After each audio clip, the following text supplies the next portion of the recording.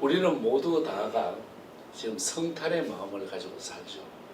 여러분 어린 시절 같으면 이맘때 저녁마다 오후마다 쫓아나가가지고 율동 연습하고 또 오리고 자르고 색칠하고 성탄절 준비하셨던 여러분의 지난날의 성탄 계절에 비하면은 요즘은 모든 것이 좀 교회 안에서는 좀 잠잠한 때, 오히려 11월 하순이면은 호텔과 백화점에서는 벌써 모든 것을 장식을 해놓고 기다리고 있습니다.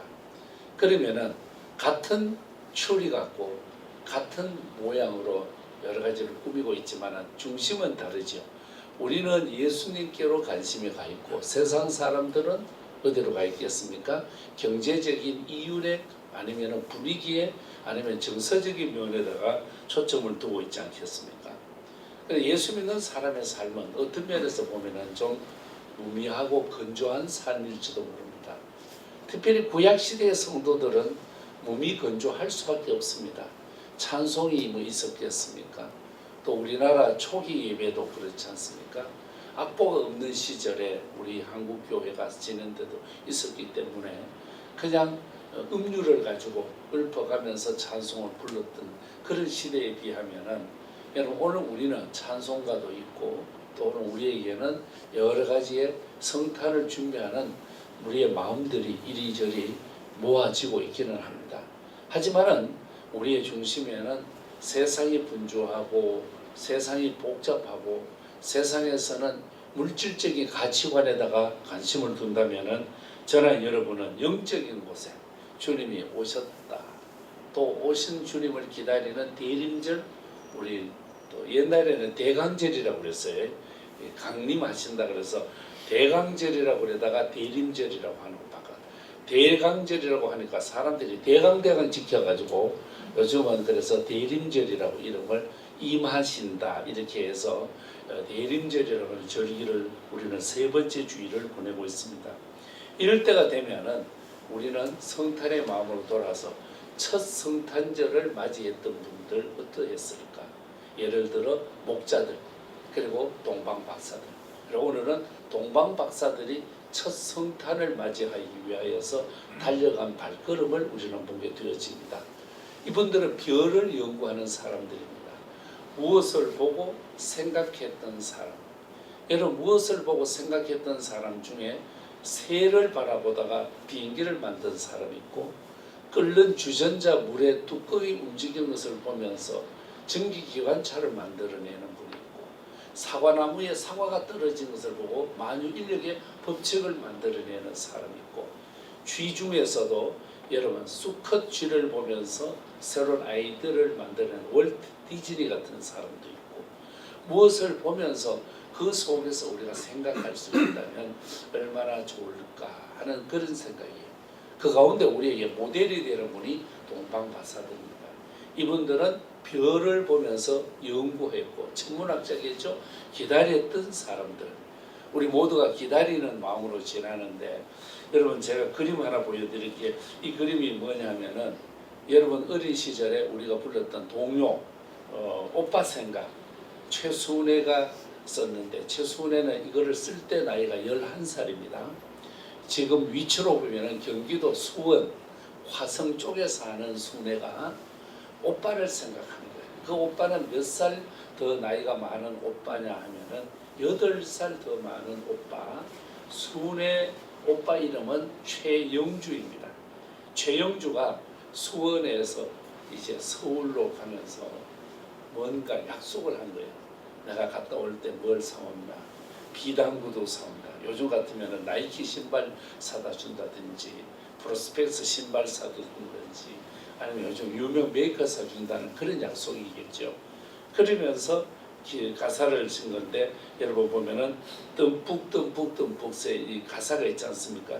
여기 애절한 것이 나오는데 마지막 소재를 보면은 비단 구두 사가지고 오신다더니 그 순수한 11살 그 소녀의 마음에 오빠를 생각하면서 기다렸던 것. 그의 마음속에는 오빠도 기다리지만 신발도 기다리는 것.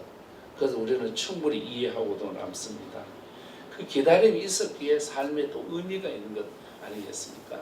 기다림이 없는 삶, 우리에게는 무미하고 건조합니다.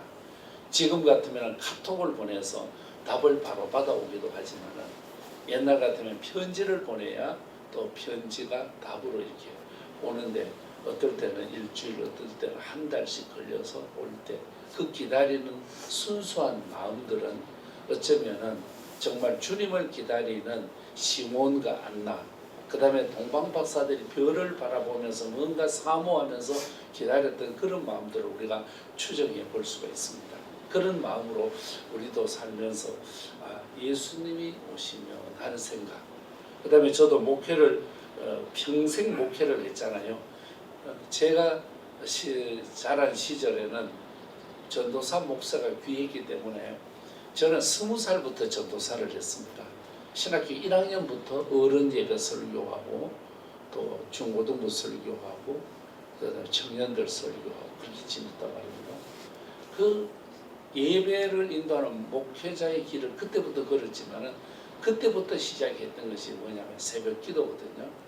새벽 기도가 평생 하는 일인데 진짜 어떨 때 일어나기 싫고 힘들 때가 한두 번이 아니었습니다. 그럴 때에 또 말씀을 붙들고 우리가 일어서야 되잖아요. 힘이 연약할 때 우리는 지팡이가 필요하듯이 영적으로도 약해질 때에 누군가 뭔가가 붙잡을 수 있거나 짚을 수 있는 것, 의지할 수 있는 것이 있어야 되는데 저들 같으면은 그래도 늘 교회 생활을 하니까 동방박사를 보는 거예요. 왜냐? 멀리서 걸어왔다. 멀리서 걸어왔다는 게 그게 지금으로부터 생각해 보면은 그야말로 자연 그대로의 길을 걸어온 거잖아요. 길이 없는 곳을 걸어야 되고 가보지 못한 곳을 가야 되고 닦아지지 않는 곳을 가야 되는 것 아니겠습니까? 그런데도 찾아오는데 이것을 하루 이틀 오는 것도 아니고 오랜 세월 동안 걸어오는데 그들의 그 의지 대단한데 여러분 어쩌면은 이분들은 꽝이 될 수 있습니다. 별을 연구했는데 별을 보고 가는데 진짜 있을까 하면서 의심하며 갈 수도 있지 않습니까? 그다음에 중간에 포기할 수도 있지 않습니까? 요즘 우리가 그런 말을 쓰죠. 옛날에는 포기하지 말라고 가다가 중지 곧 하면 아니 감만 못하리라. 이게 옛날 어른들 시절의 격언이죠. 요즘은 안 그렇죠. 가다가 중지하면 돌아오기 쉬우니라. 요즘 현대인들은 달라진 거예요. 지금 옛날에는 아는 길도 물어가거라. 그런데 지금은 안 그러죠. 아는 길 물어가지 말라. 왜? 시간 낭비다. 아는 길 묻는 거는 시간 낭비다. 이 생각들이 바뀌어지는 이 시대에 참 동방박사들은 바보스럽다. 동방박사들은 미련했다. 동방박사들은 개념이 없다. 그 당시 주변 사람들이 보면 이게 뭐냐? 또라이입니다. 또라이. 이 완전 또라이지 않습니까? 별 보고 집 나가 보세요. 그거 되겠습니까? 그런데도 이 동방박사들은 별에 대한 확신, 그 확신이 어디서 왔느냐? 구약 성경에서 온 거예요. 창세기 3장 15절에서 예언해 주거든요. 한 별이 나타나서 이 세상의 구속자로서 백성을 이끌어갈 것이다. 그런데 그 별을 보고 베들레헴까지 찾아갔다는 것. 우리가 마태복음 2장을 보면은 별을 보고 별이라는 단어가 4번 나오는데 이 별을 보고 그들이 갔다는 데 대한 별에 대한 확신을 4번이나 심어주고 있습니다. 이 별을 바라보면서 끝까지 더 나갔다는 것. 그러면은 이들은 창세기 3장 15절에 나오는 말씀도 3장 5절에도 있고 15장 5절 말씀에도 있고 민수기 24장 7절에도 있고 또 요한계시록에도 있는 그렇게 한 말씀들인데 구약에 나오는 말씀이 신약에 대한 예고편이니까 예고편을 그대로 믿고 나간 사람들이란 말입니다. 이렇게 봤을 때 이들에게 있어서 특별히 아브라함이 나갈 때 별처럼 복되게 해주고 네 자녀들이 별의 수요만큼 많아지고 하는 말씀도 창세기 12장에도 주었지만 그 창세기 12장에서 준 별에 대한 약속을 창세기 15장에 가도 또 약속을 주는 거거든요. 이렇게 3장 15절에서 여자의 후손이 발꿈치를 잡고 이 세상에 메시아로 후속자로 보내주신다는 약속의 말씀이 있었는데 이들이 동방 박사들이 끝까지 갈 수 있었다는 것은 뭐냐? 구약의 약속의 말씀을 믿었다 하는 것 중요한 거죠. 저도 여러분도 헷갈리는 시대에 정보가 홍수처럼 밀려오는 이 시대에 누가 그러하더라 카더라 하는 유튜브에 많은 말보다는 우리가 말씀을 가지고 성경에서 나오면은 그대로 믿고 따라가는 삶, 이것이 현대 동방 박사들의 삶이 아닌가 생각합니다. 저도 여러분들도 흔들리기 쉽고 유혹받기 쉽고 또 남들이 말하는 데서 내가 포기하고 싶기도 하지만 그래도 우리가 돌아가야 되고 붙들어야 될 것이 뭐냐? 하나님의 말씀 31,173절의 말씀일 줄로 믿습니다. 이 말씀에서 나오면은 탁 믿어주면 좋은데 어떨 때 안 믿어주면은 그런가 하고도 따라갈 수는 있다면 약간 희미하지만 그래도 따라가야지 하면은 결국 목적에 이룰 수 있다는 것 아니겠습니까? 확실히 믿는다면 더 좋겠지만 확실히 믿지 않아도 동방박사들 별 하나 보고도 찾아갔는데 우리는 말씀에서 딱 찍어서 가르쳐 주니 그래도 걸어가 보자, 그래도 예수 잘 믿어보자, 그래도 기도하면서 살아가 보자, 이런 마음이 있으면 즉 동방박사들은 말씀에 의한 발걸음이었다고 볼 수가 있습니다. 또 하나는 그들에게 있어서는 포기하지 않았다는 것. 우리는 하다가 보면은 포기할 때가 참 많습니다. 어떻게 보면은 작심삼일이라고 하는 것. 여러분 우리가 학교 다닐 때 계획표는 많이 만들어 보잖아요. 그거 하루 가면 이틀 가면 달라지고 남자분들 군대에 있다가 제대하면은 이틀은 빨딱빨딱 일어나는데 사흘부터는 일어나지도 못하고 또 더 누워있지도 못하고 자기 삶이 흐트러지는 것을 보면은 우리가 하나에 대해서 인내를 가지고 따라간다는 것, 이거는 쉬운 일이 아니라는 거예요. 하지만은 여러분 우리가 동방박사들처럼 언약의 말씀을 믿을 뿐만 아니라 수고와 헌신을 가지고 끝까지 지치지 않고 나가는 것, 지구력이 있고 끈기력이 있다면 얼마나 좋을까. 그 다음에 오늘 보니까 이들이 베들레헴까지 와가지고 별을 바라보고 아기 예수의 탄생을 바라보잖아요.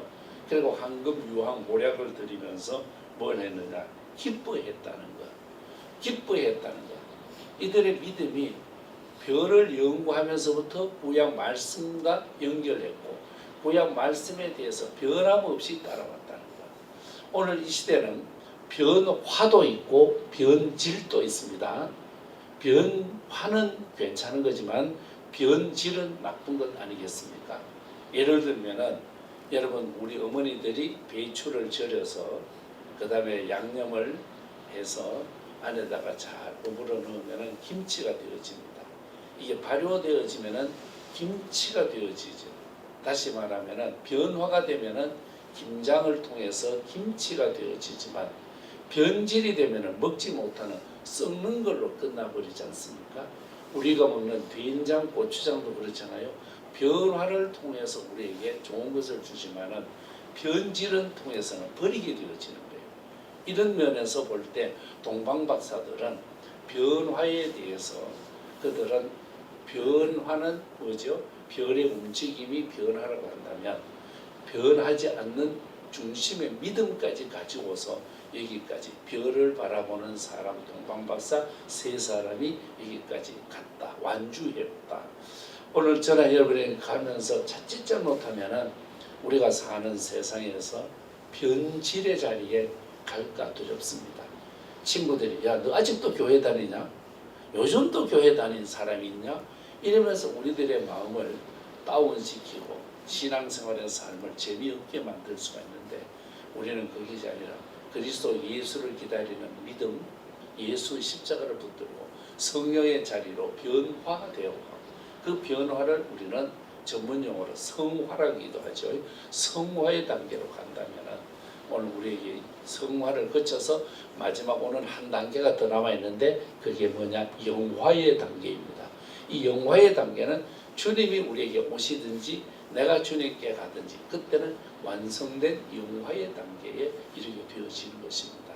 이 변질이 많은 시대에 우리는 정말 성화의 자리에 나가서 별을 바라보고 걸어간 동방 박사들의 발걸음처럼 우리 인생길 미래가 별을 바라보듯 주님의 십자가 바라보며 걸어가는 우리 모든 믿음의 가족이 되시기를 우리 주님 이름으로 축복합니다.